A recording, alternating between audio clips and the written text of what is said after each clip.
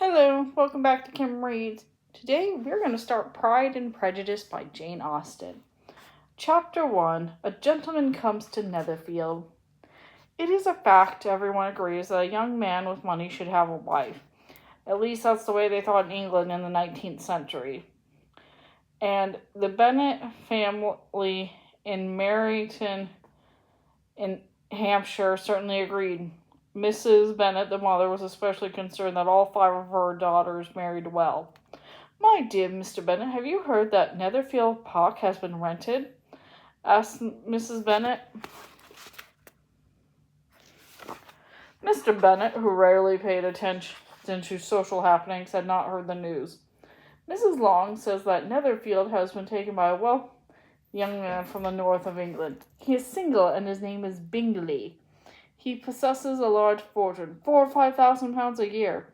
What a fine thing it would be if he married one of our girls," exclaimed Mrs. Bennet. It became her favorite daydream. Jane, her eldest daughter, would marry the rich Mr. Bingley before the season was over. After all, the business of Mrs. Bennet's life was to get her daughters married. With that goal in mind, Mr. Bennet went to visit Mr. Bingley. It was the only proper thing to do. In England, it was considered a father's duty to introduce his daughters into good society. So Mr. Bennet paid a social call on Mr. Bingley. He came in high spirits. His $5 were to meet the young squire at an upcoming ball. Mrs. Bennet was delighted. "My girls will shine at the dance, Mr. Bennet," she trumpeted. "I just hope that Mr. Bingley will be taken by Jane's beauty and charm." Mrs. Bennet wasn't taking any chances. To make sure he would notice Jane, the Bennets invited him to a small dinner party at Longbourn, their home. The party was planned carefully. Only the finest china and the most delicious foods could be offered Mr. Bingley. Finally, he arrived, accompanied by a party of 4. Mr. Bingley's 2 sisters, the older sister's husband, and Bingley's best friend, Mr. Darcy. How excited the Bennets were to meet Mr. Bingley, who was good-looking and gentlemanly. He had a pleasant face and easy manners. But at the dance, his friend Mr. Darcy drew everyone's attention. He had a strong personality, handsome features, and an income of £10,000 a year. The gentlemen thought Darcy was a splendid-looking man, and the ladies thought he was even better-looking than Mr. Bingley. That was until he revealed his bad manners. Mr. Darcy suffered from the sin of pride, and not even a large estate in Derbyshire or a great fortune could make up for that. He was quickly disliked by the Bennets, who found him an unsuitable match for any of their daughters. Mr. Bingley, in comparison, was elevated in their eyes.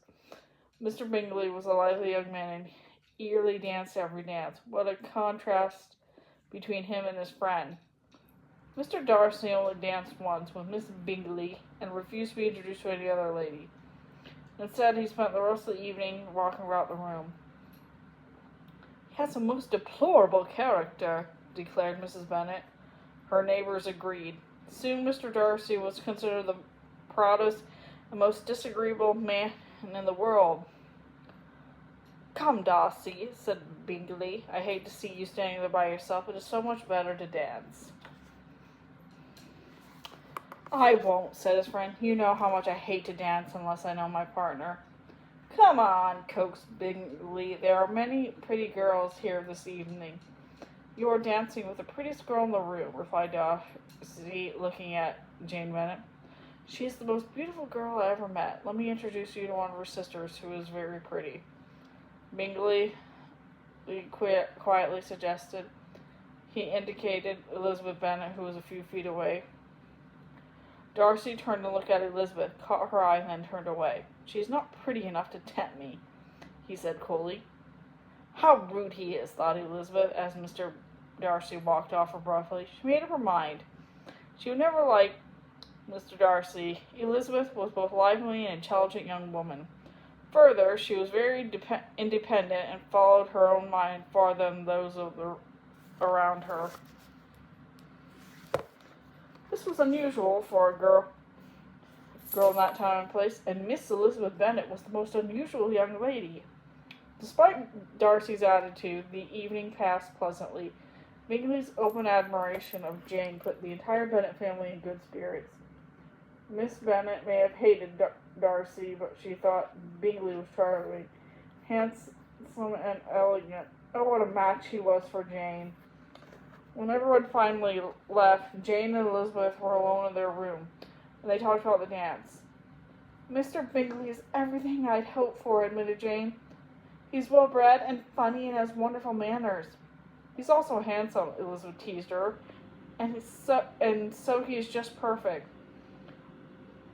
Jane and Elizabeth, who, besides being sisters, were the dearest of friends, spent many happy hours discussing their ideas about love and marriage. Their relationship was like the close friendship between Bingley and Darcy. Darcy valued the easy, open ways of his friend. Bingley valued Darcy's judgment and understanding. But there was a big difference between them. Bingley was liked by everyone. Darcy was always offending people. The party brought out the differences between the two men. Bingley thought he had never met nicer people or seen prettier girls. Jane Bennet is an angel, he told his friend Darcy, for his part, saw little to like about the people of Meryton. Miss Bennet is coarse and unrefined. Your own sisters agree with me, Darcy told Bingley.